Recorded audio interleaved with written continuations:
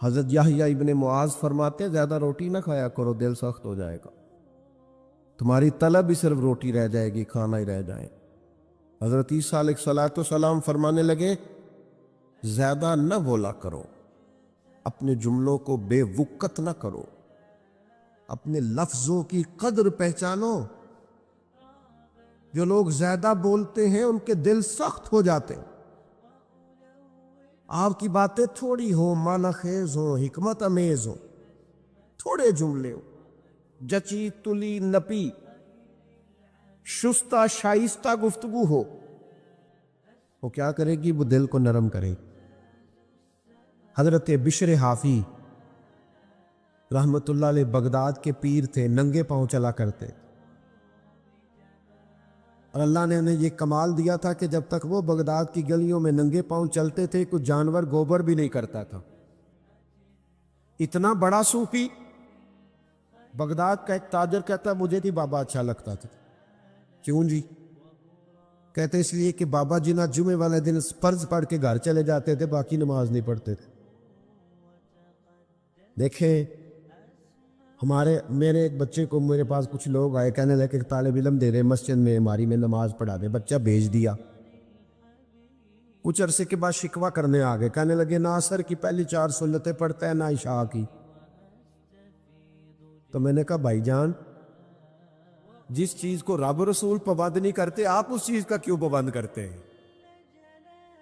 بھئی غیر مؤکدہ سنتیں چاہے کوئی پڑھے چاہے، بولیے، کہتے نہیں اسی نہیں پڑھنی، امام تو چاہیے نہ پڑھے۔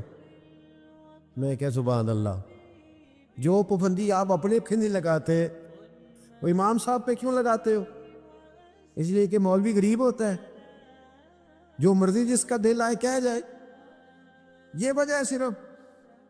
یہ ایک علیحدہ موضوع ہے، اس پر پھر کبھی بات کروں گا۔ ہم نے سب سے زیادہ استحسان ان لوگوں کا کیا ہے جو ہماری مسجدوں میں 5 اذانیں پڑھتے اور جماعتیں کراتے، سب سے زیادہ تکلیف ہم نے ان کو پہنچائی۔ بہرحال یہ عنوان نہیں، ورنہ اس پر بڑی تفصیل سے بولتا۔ میرے عزیز، وہ شخص کہنے لگا کہ بشر حافی رحمت اللہ علیہ نماز فرض پڑھ کے چلے جاتے تھے، تو میں کہتا تھا اتنا بڑا پیر ہے تو باقی نماز پڑھتا ہی نہیں۔ حالانکہ مسجد میں فرض پڑھنا ضروری ہے، باقی جہاں جس کا دل کرے پڑھے۔ کہتے ایک دن نہ لوگ مجھے کہنے لگے یار تو کیوں نہیں بابا جی کو مانتا، اتنے اچھے آدمی۔ اتنے میرے دل میں خیال آیا تحقیق تو کروں، مولوی صاحب جمعہ کے فرض پڑھ کے جاتے کہاں ہیں؟ کہتے حضرت نے جمعہ مسجد میں پڑھا، جماعت کے ساتھ نماز پڑھ کے نہ تو باہر نکلے فرض، تو میں چوری چوری تجسس کے ارادے سے جاسوسی کے لیے پیچھے ہو گیا۔ حضرت بشر حافی کی دکان پہ گئے تو وہاں سے نان خریدے۔ میں نے بدگمانی کی۔ میں نے کہا اوہو، مولوی کو بھوک نے ستایا تھا، روٹی کے پیچھے اس نے سنت نفل چھوڑ دیے۔ کہتے وہاں سے وہ تھوڑا آگے بڑھے تو ایک کباب کی دکان سے کباب خریدے، تو میں نے کہا دیکھو اس کی عمر دیکھو اور ذائقے دیکھو، یہ کباب سے کھائے گا۔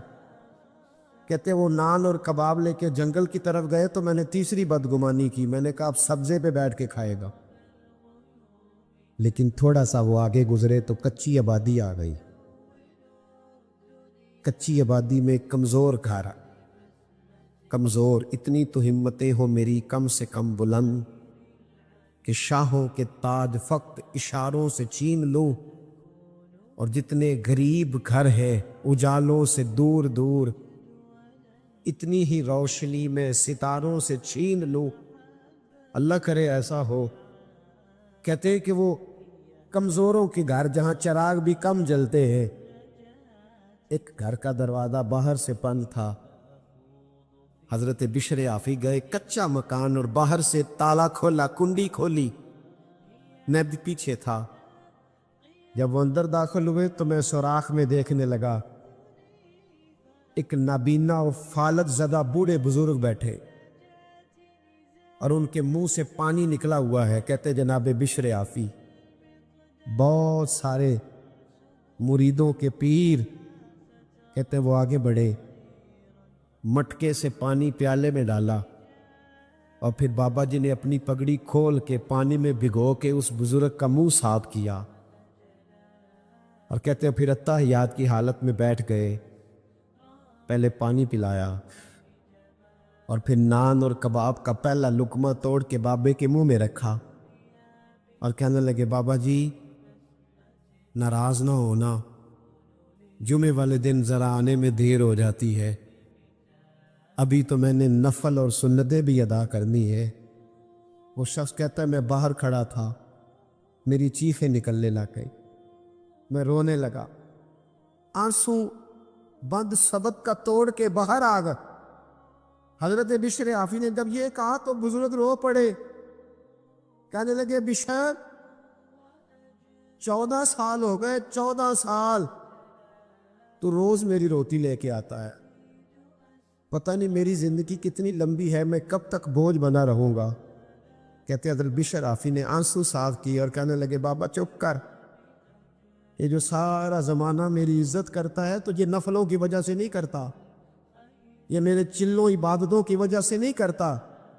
بابا میں تیری لاوارث کی نوکری کرتا ہوں، تیری بیمار کی نوکری کرتا ہوں تو اللہ نے ساری مخلوق کے دلوں میں میری محبت پیدا کر دی ہے۔ ارے خدا کے بندے تو ہیں ہزاروں، بنوں میں پھرتے ہیں مارے مارے، میں اس کا بندہ بنوں گا جس کو خدا کے بندوں سے پیار ہوگا۔ میرے بھائی غور کرنے کا مقام یہ ہے، اچھی سوچ۔ وہ تاجر کہتا ہے حضرت بشر حافی باہر نکلے تو میں پیروں میں بیٹھ گیا، میں پیروں میں نے کہا بابا جس چیز کو میں تیرا عیب سمجھا کرتا تھا وہ تو تیری سب سے بڑی خوبی نکلی، اور بھائی کچھ تو مجبوریاں رہی ہوگی، یوں ہی کوئی بے وفا نہیں ہوتا۔ اچھی سوچے پروان چڑھے، جس معاشرے کی سوچ اچھی ہوتی ہے وہ معاشرہ صحت مند ہوتا، جس معاشرے کی سوچ اچھی ہوتی ہے اس معاشرے میں لوگ ایک دوسرے کے ساتھ جڑے ہوئے ہو، جس معاشرے کی سوچ اچھی ہوتی ہے وہ معاشرہ بڑا قیمتی ہو۔ اپنے گھروں میں اچھی سوچ، ابا جی گھر میں نا اگر چاہتے ہیں نا گھر میں سکون ہو تو اپنی بیوی کی تعریف کریں گھر میں بیٹھ کے۔ میرے ابا جی کسان تھے، میری اماں اپنا نام نہیں لکھنا جانتی تھی، لیکن بڑا زمانہ بیت گیا جب کچھ ایڑے ترچھے لفظ پڑھنے لکھنے کے قابل ہوئے تو سمجھ آئی کہ وہ تو یونیورسٹی کا درجہ رکھتے تھے لوگ، وہ تو بڑے لوگ تھے۔ ابا جی آدھی رات کو جب کدال اٹھاتے کئی اٹھاتے کہتے کھیتوں کو پانی دینے جا رہا ہوں تو دروازہ بند کر لو، تو میں اٹھ کے دروازے کی کنڈی لگانے جاتا، واپس آتا تو میری اماں بولتی کہ دی پتر تواڈے پیو نے کدے سکھ نہیں ویکھیا، ساری زندگی تمہارے لیے لگا دا۔ تو ایک شوق پیدا ہوتا والد کی خدمت کا، تڑپ۔ اور ابا جی کے پاس کبھی کبھی بیٹھتے تو ابا جی کہتے بیٹے تمہارے ننیال والے امیر تھے، میرا گھر غریب تھا، پر تمہاری اماں نے تمہاری خاطر وہاں چپ کر کے صبر سے وقت گزارا، ماں کی نوکری کیا کر۔ او بھائی اگر تو سارا دن بچوں کو اپنی بیوی کے خلاف ہی لیکچر دے گا تو تیری بیوی تیرے خلاف لیکچر نہیں دے گی، تو گھر کی تباہی کا سب سے بڑا سبب تو ہم خود بنتے۔ جس گھر میں میاں بیوی اکٹھے نہیں ہیں تو بچے بیچارے کدھر گئے، اس کی سنیں کہ اس کی سنیں۔ وہ دیکھو قرآن ہماری تربیت کرتا ہے، قرآن فلما بلغ معه سعیا، دیکھو قرآن تربیت کرتا ہے۔ حضرت جناب ابراہیم چھوڑ آئے ہیں بیٹے کو، اور ڈھیر ساری روایتیں بتاتی ہیں کہ 13 سال دوبارہ گئے نہیں حضرت اسماعیل کو دیکھنے، 13 سال۔ اور کچھ روایتوں میں اگر ان کا جانا ہے بھی تو جانا ہے، وہاں رکنا موجود گئے ہیں اور آ گئے۔ 13 سال جس باپ نے بیٹے کو پلک کے نہیں دیکھا، نہ اسکول بھیجا، نہ کوئی اس طرح کا پیار کیا، لیکن قرآن کہتا ہے جب بیٹا تھوڑا سا ساتھ چلنے کے قابل ہوا تو کیا کہا، بیٹے میں نے خواب دیکھی انی اذبحو کا، میں تجھے ذبح کر رہا ہوں، میں تجھے۔ تو بیٹے نے نہیں کہا ابا 13 سال کا میں ہو گیا ہوں، ایک دن بھی تو نے میری کوئی خدمت نہیں کی، کوئی شفقت نہیں کی، اور آیا ہے تو ذبح کرنے آ گیا ہے۔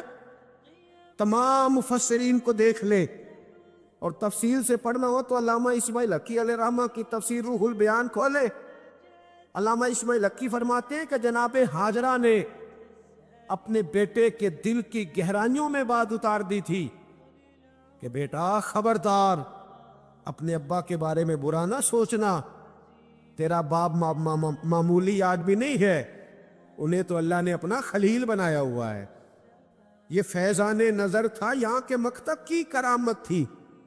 سکھائے کس نے اسماعیل کو آداب فرزندی؟ یہ جناب ابراہیم کا فیضان نظر تھا، اور حضرت ہاجرہ کے مکتب کی کرامت تھی۔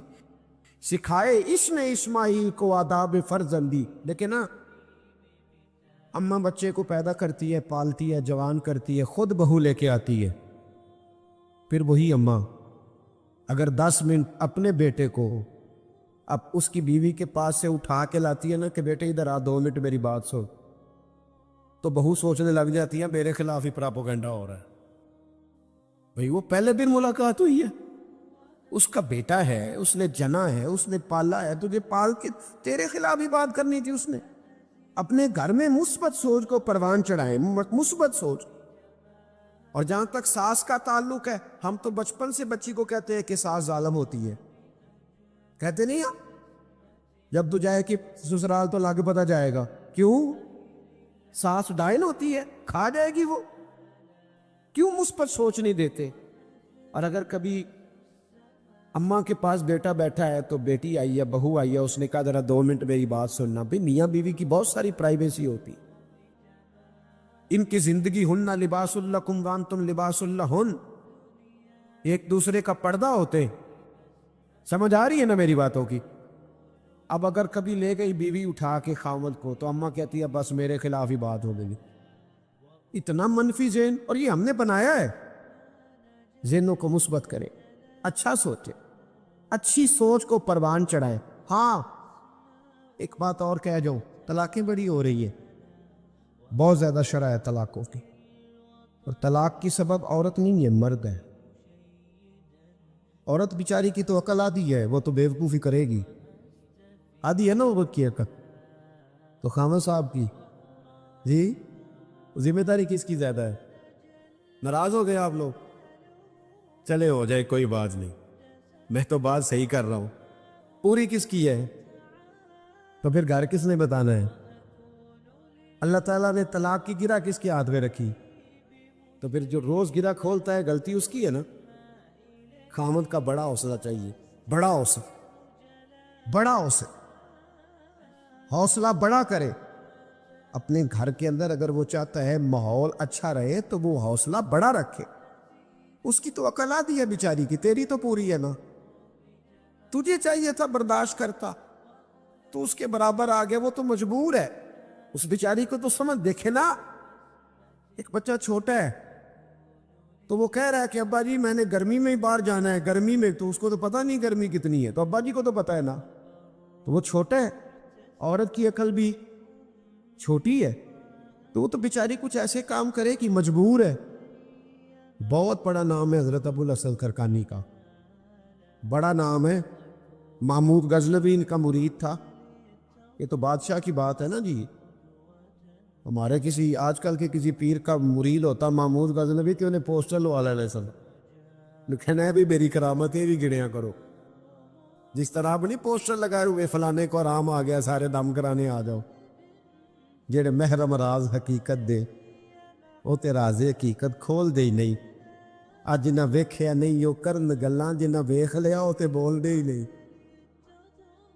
کبھی بڑے لوگوں نے بھی اس طرح کہانیاں سنائی ہیں، قریب کھڑے کر کے سناؤ ان کو میری کرامت، یہ کیا بات ہے؟ اگر کوئی چیز اندر ہوتی ہے تو بتانے کی ضرورت ہے، وہ سمجھ آ جاتی۔ کیا دکانداریاں بنا لی ہیں، کیا تماشا لگایا، وہ پوسٹر چھپے ہوئے، کارڈ بنائے ہوئے، ان چیزوں سے باہر آئیں، حقیقت کا سفر کرے۔ کسی ولی کی سب سے بڑی کرامت یہ ہے کہ وہ تیرے اندر سجدے کا ذوق پیدا کرے، وہ تیرے اندر قرآن پاک پڑھنے کا شوق پیدا کرے، وہ تیری زبان پر مصطفیٰ کا درود و سلام جاری کرے، وہ تیرے لیے دین پر چلنا آسان کر دے۔ یہ کیا کرامت ہوئی کہ وہ گیا تھا دم کرانے؟ کس حدیث میں لکھا ہے کہ 10 صحابہ آئے تھے مصر سے نبی پاک کے پاس دم کرانے؟ کس حدیث میں لکھا ہے کہ شام سے 20 لوگ دم کرانے آئے؟ کہیں نہیں لکھا۔ ہاں دم کرانا جائز ہے، تعویذ لینا جائز ہے، لیکن میرے نبی کے پاس جو بھی آیا کرتا تھا وہ مصطفیٰ کا دین سیکھنے آیا کرتا، اصل کی طرف۔ بہرحال بات دور چلی جائے، حضرت ابو الحسن بہت بڑے صوفی گزرے، درویش تھے۔ ابو علی سینا سائنسدان ان کا مرید، بڑے بڑے لوگ ان کے مرید۔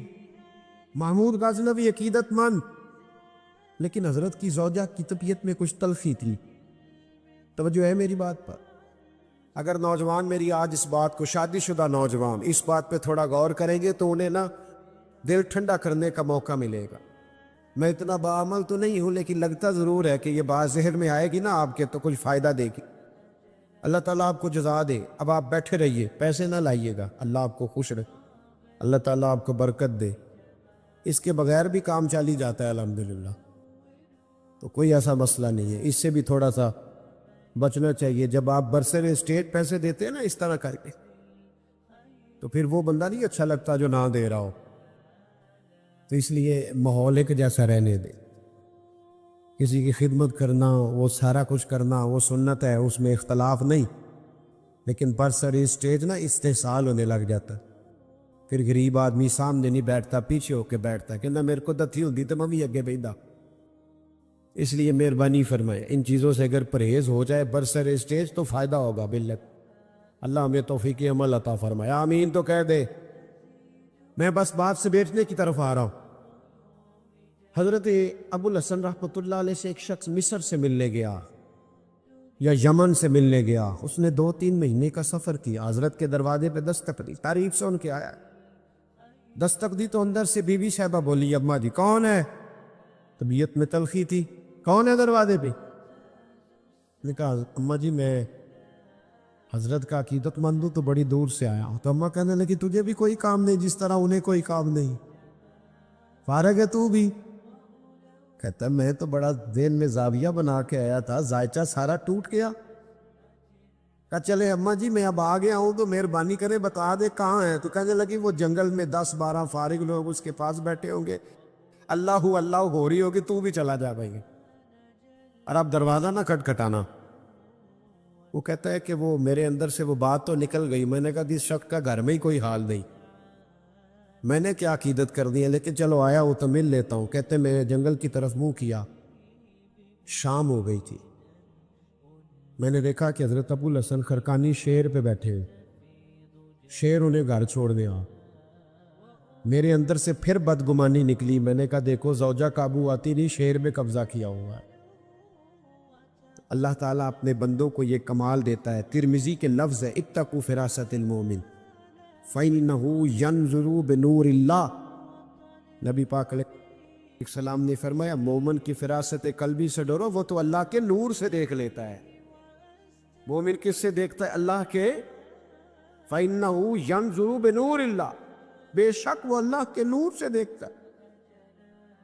فرماتے میرے دل کی بات جان گئے اور فرمانے لگے شام ہو گئی تھی، اللہ اللہ کرتے تو شیر مجھے کہنے لگا حضرت ہی کو جانور تکلیف نہ دے، میں آپ کو گھر چھوڑ آتا ہوں۔ اور پھر فرمانے لگے میری بیوی بستر کی بڑی پاک ہے، پردے کی بڑی پابند ہے، غیر محرم کی جرت نہیں وہ میرے گھر کا دروازہ پھلانگ سکے، کھانا بھی وقت پہ دیتی ہے، بچوں کا خیال بھی کرتی، بیچاری مجبور ہے، اس کی زبان میں تلخی، اگر میں نے چھوڑ دیا نا تو کوئی رکھے گا نہیں، رسوا ہو جائے، میرے بچوں کی ماں ہے، کہاں ٹھوکریں کھاتی پھرے گی۔ اور پھر فرمانے لگے سنو، یہ جو میں شیر میں بیٹھا ہوں تو اپنی بیوی کی وجہ سے بیٹھا ہوں۔ کہنے لگا حضور وہ کس طرح؟ فرمانے لگے میں اس بد زبان سے حسن سلوک کرتا ہوں تو اللہ نے یہ بے زبان مخلوق میری فرما بردار بنا دی ہے۔ بھائی تو تھوڑا سا حوصلہ کر، تھوڑا صبر کا مظاہرہ کر، اپنے گھر کو بچا۔ کسی کا بچہ بگڑ رہا ہے، خطائیں کر رہا ہے، اپنے صحیح رستے سے ہٹ رہا ہے، تو اس کے والدین کہتے ہیں اس کے دوست خراب کر رہے ہیں، اسے گن پوائنٹ پہ لے جاتے ہیں، کیا اس کو جبرن اٹھا کے لے جاتے ہیں کہ اس کو، کیا یہ اتنا ہی ناسمجھ ہے کہ کوئی اسے بگاڑ رہا ہے اور یہ بگڑتا ہی چلا جا رہا ہے؟ صحبت بد اثر کرتی ہے۔ اس کا انکار نہیں، لیکن سوال یہ ہے کہ یہ تو جان چھڑانے والی بات ہے، تو ہم نے اپنی جان چھڑائی۔ اپنی زندگی میں جو لوگ اپنی غلطیاں ماننا شروع کر دیتے ہیں وہ ایک فائدہ اپنے ساتھ کرتے ہیں اور ایک اپنی آنے والی نسل کے ساتھ فائدہ کرتے ہیں۔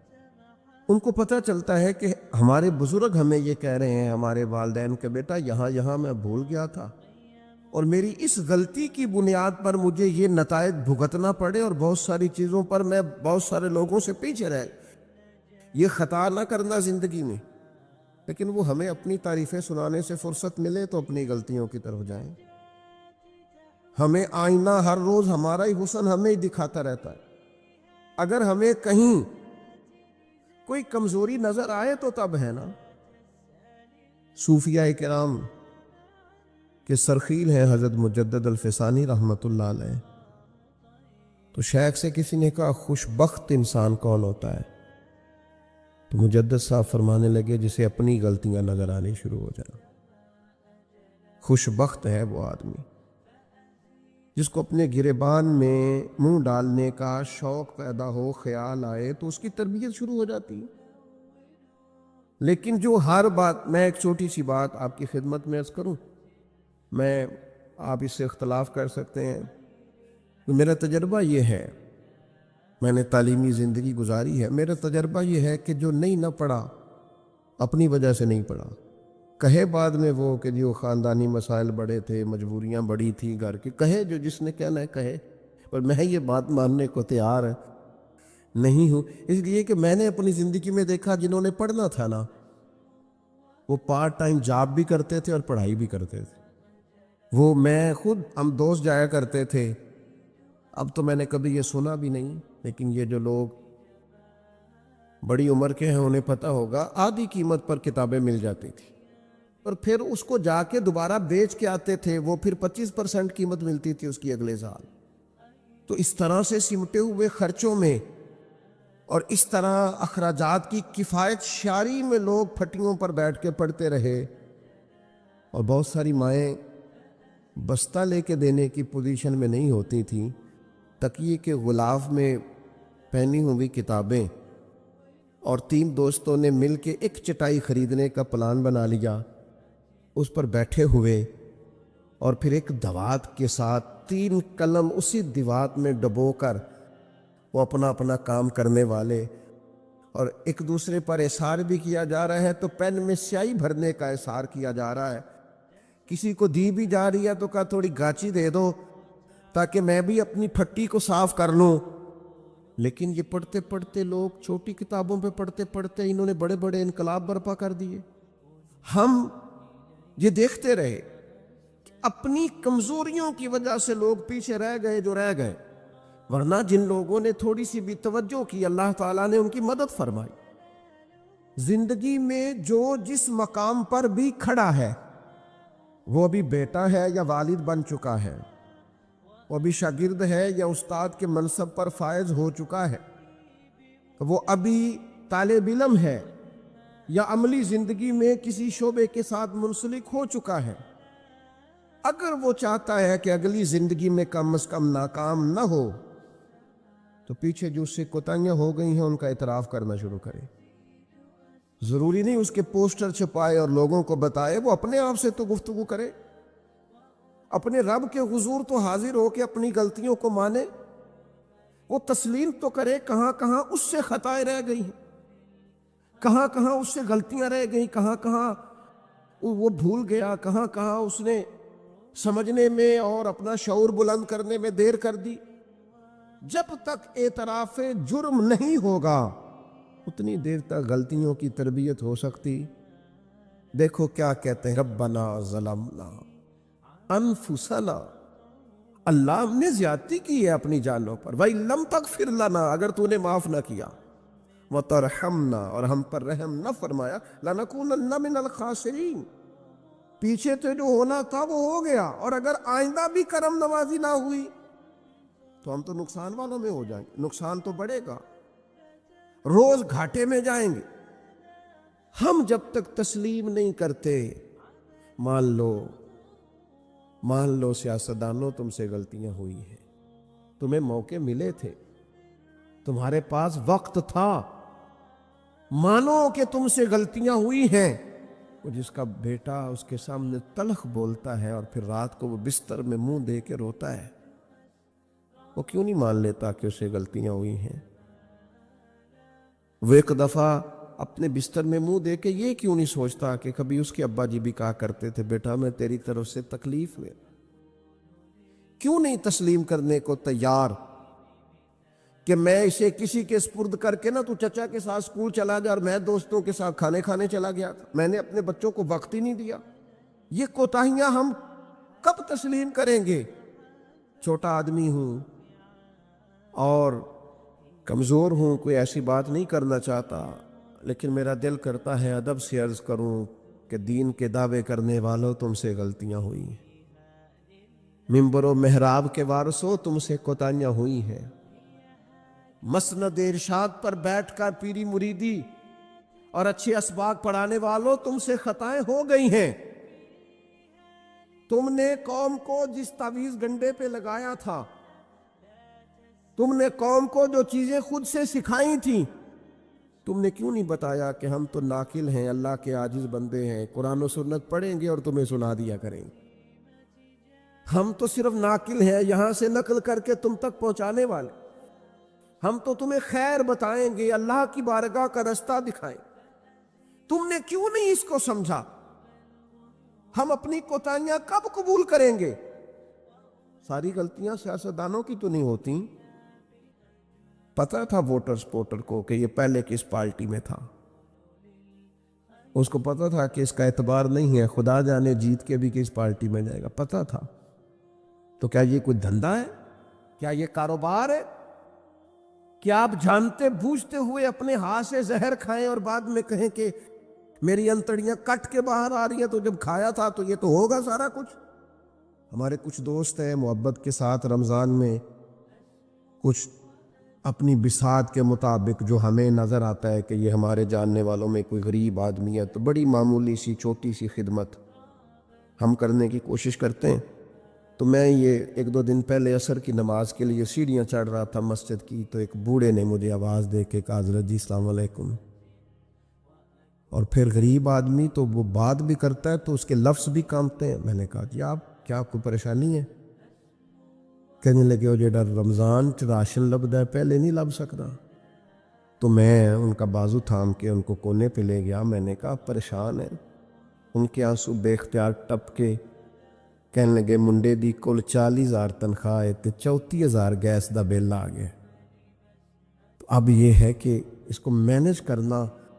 اقبال نے کہا تھا تو خالق و مالک ہے مگر تیرے جہاں میں، اللہ کی بارگاہ میں کہا تھا مالک تو قادر و عادل ہے مگر تیرے جہاں میں، ہے تلخ بہت بندہ مزدور کے اوقات۔ اللہ تیری حکمتیں ہیں، تو ہی بہتر جانتا ہے، ضرور کوئی حکمت ہوگی، لیکن بعض لوگ تکلیف میں آ کیسے مینج کریں؟ کیوں نہیں اپنی غلطیاں مانتے؟ ہم نے غلط لوگوں کو سپورٹیں کی ہیں، ہم نے بھائی یہ دیکھا ہے کہ وہ میرے گھر آیا ہے، مجھے بھی چودھری مانتا ہے چھوٹا سا، لہذا پیچھے لگ گئے۔ کون اشک شوئی کرے؟ اور پھر یہ تو میں نے ایک مثال دی ہے نا، یہ جانے کس کس کے ساتھ یہ معاملہ ہے اور کس کس انداز میں یہ معاملہ ہے۔ میرے عزیز، اعتراف جرم، اپنی غلطی کا احساس، یہ نعمت اگر ہمیں میسر آئے، کسی بھی سیاسی جماعت کا کوئی آدمی بھی ٹی وی پر آتا ہے اور وہ جب انٹرویوز دینے شروع کرتے ہیں تو کیا ہر پارٹی کا سربراہ معاذ اللہ معصوم ہے؟ ان سے غلطیاں نہیں ہوتی؟ کیوں نہیں آپ اعتراف کرتے کہ یہاں ہمارا لیڈر بھی بھولتا ہے، خطا کرتا ہے؟ کیوں آپ اخلاقی جرت کا مظاہرہ نہیں کرتے؟ آپ اس طرح دفاع کرتے ہیں کہ جیسے اس میں کوئی کمی ہے ہی نہیں۔ ہمارے اسا فرمایا کرتے تھے خدا بننے کا شوق نہ پیدا کرو، انسان رہو، رب نے تمہیں انسان بنایا، وہ تمہیں انسان دیکھنا ہی پسند فرماتا ہے۔ یہ کیا تم نے دعوے شروع کر دیے؟ غلطی کوئی نہیں ہوتی، یہ کیسے ہو سکتا ہے وہ غلط فیصلہ کرے؟ آپ مانیں بندے کی توبہ اللہ کب قبول کرتا ہے؟ مشکات میں حدیث ہے سیدہ عائشہ صدیقہ سے، حضور فرماتے ہیں ان العبد اذا اعترف، یہ لفظ ہے سرکار کے، اس پر غور کیجیے، فرمایا بے شک جب بندہ اعتراف جرم کرتا ہے رب کی بارگاہ میں بیٹھ کے، وہ مان جاتا ہے یا اللہ یہ مجھ سے بھول ہو گئی، میں نفس کے ہاتھوں مجبور ہو گیا، یہ مجھ سے غلطی ہو گئی، شیطان نے ان العبد اذا اعترف، بے شک جب وہ رب کی بارگاہ میں اعتراف جرم کرے، ثم تاب، پھر توبہ کرے، تو تاب اللہ علیہ، اللہ فوراً اس کی توبہ کو قبول فرما لیتا ہے۔ لیکن وہ اعتراف جرم ہی نہ کرے، وہ اپنی خطائیں ہی تلاش نہ کرے، وہ کسی جگہ ماننے کو تیار نہ ہو۔ اعتراف کرنا یہ اعلیٰ درجے کے لوگوں کا کام ہوتا ہے، مان جانا یہ بلندی اخلاق والے لوگوں۔ ہم سے کوتاہیاں ہو گئیں، میں آپ کی خدمت میں ادب سے عرض کروں گا، زندگی میں بہت ساری چیزوں سے پرہیز بڑا ہی ضروری ہے، اس لیے اپنی ذات کے طواف سے پرہیز بھی بڑا ہی ضروری ہے۔ اپنی ذات میں الجھ کے زندگی نہیں گزارنی، میں سمجھدار ہوں، میں بڑا سمارٹ ہوں، اور دیکھو میری تدبیر سے میرا نظام بڑا اچھا چل رہا ہے، میری حکمتیں بڑی کامیاب جا رہی ہیں، دیکھو میں نے جو سوچا تھا اس کے مطابق منصوبہ بندی ٹھیک ہے، میں کئی لوگوں پر سبقت لے جا چکا ہوں، میں آگے بڑھ چکا ہوں۔ یہ ذات کا طواف ہے، اپنی ذات کے طواف سے نیچے اتر کر سوچ لیں اور دو چیزیں اپنے ذہن میں بٹھا لیں، طے کر لیں، زندگی روحانیت کی طرف بڑھنے لگی۔ ایک یہ چیز اپنے ذہن میں بٹھا لیں کہ میرے اندر زندگی میں جو کمیاں کمزوریاں رہ گئیں وہ میری وجہ سے ہیں، اور اگر کوئی خیر ملی ہے تو وہ محض اللہ کے فضل کی وجہ سے، میری طاقت کے سبب کچھ نہیں ہے، محض فضل الہی۔ یہ دو چیزیں جب بندے میں پیدا ہوتی ہیں تو اس کی روحانیت مضبوط ہوتی، ورنہ تو اپنی ذات کے چنگل سے لوگ آزاد ہی نہیں ہوتے۔ اعتراف، حضرت معاذ بن مالک رضی اللہ تعالیٰ عنہ نے آ کے عرض کی حضور بہت بڑا جرم ہو گیا ہے، نبی کریم نے توجہ ہی نہیں کی، پھر عرض کی حضور بھول گیا تھا، سرکار نے رخ پھیر لیا، پھر عرض کی حضور بھول گیا تھا، کریم فرمانے لگے کیسی ذہنی الجھاؤ کی بات کرتا ہے، پھر فرمایا دیکھو محسوس کرو ہوش میں تو ہے، عرض کی حضور مہربانی کرتے ہیں، یہ جو احساس ندامت ہے سونے نہیں دیتا، کرم نوازی کریں۔ یعنی ایک شخصیت حاضر بارگاہ ہوئی ہے، عرض کی حضور جرم ہو گیا بہت بڑا، سرکار نے توجہ ہٹائی، پھر عرض کی حضور بھول گیا تھا، خطا ہو گئی، پھر توجہ ہٹائی، عرض کی حضور اگر میرے لیے طہارت کا سامان نہ کیا گیا تو میں بہت بڑے نقصان میں چلا جاؤں گا، کرم نوازی کر دی جائے۔ فرمایا دیکھو لوگوں ہوش میں تو ہے، یا رسول اللہ بالکل ہوش میں۔ نبی کریم علیہ الصلوۃ والسلام نے فرمایا لے جاؤ سنسار کرو، پتھر مارے گئے، سنسار کیا گیا، اعتراف کیا، مانا، سزا قبول کی، اپنے لیے فیصلہ کیا کہ مجھے سزا لینی چاہیے، ان کا وصال ہوا۔ یہاں تک تو معاملہ ان کا تھا، لیکن اس اعتراف پر انعام یہ ملا کہ محبوب نے فرمایا غسل کفن کرو، میں خود جنازہ پڑھاؤں گا۔ نبی رحمت علیہ السلام نے امامت فرمائی، میرے مرنے پہ ہر سو شور مچ جائے گا دیکھو گے، اور کہنے الوداع سرکار خود تشریف لائیں گے۔ اور کسی درویش نے کہا تھا مرن تو بعد دو مکھڑا میرا ہو جاوے جے تازہ، پھر سمجھ لینا محبوب میرے نے آن پڑیا جنازہ۔ سرکار نے امامت فرمائی، تدفین ہوئی۔ کسی شخص نے بعد میں کہا اس نے فلان جرم کیا ہے، تو حضور فرمانے لگے چپ کر، تجھے پتہ ہے وہ کہاں ہے اس وقت؟ یا رسول اللہ کہاں ہے؟ فرمایا جنت کی نہروں میں غوطے لگا رہے ہیں۔ اور حضور فرمانے لگے اس بندے نے ایسی اعلیٰ توبہ کی ہے کہ اگر میں اپنی ساری امت میں اس کی توبہ ساری امت میں فرمایا اس کی توبہ اگر قیامت تک آنے والے سارے امتیوں میں بانٹ دوں تو اللہ سب کی بخشش فرما دے گا، سب بخشے جائیں گے اس ایک کی توبہ کی برکت۔ کیوں؟ ہاتھ باندھ کے عرض کی حضور مہربانی کریں، میرے سے یہ غلطی ہو گئی ہے، شفقت کریں، مہربانی فرمائیں۔ دوستو تھوڑا سا توبہ کا رنگ غالب آئے نا، پہلے اس کی شخصیت احساس ندامت والی ہو نا۔ حضور سے پوچھا گیا توبہ کیا ہے؟ فرمایا شرمندگی اور ندامت کا نام ہی توبہ ہے۔ تیرے اندر ندامت پیدا ہو گئی، احساس ہو گیا کہ یہاں میری غلطی ہیں، تو یہی توبہ ہے۔ تو اس کے لیے تیاری کریں۔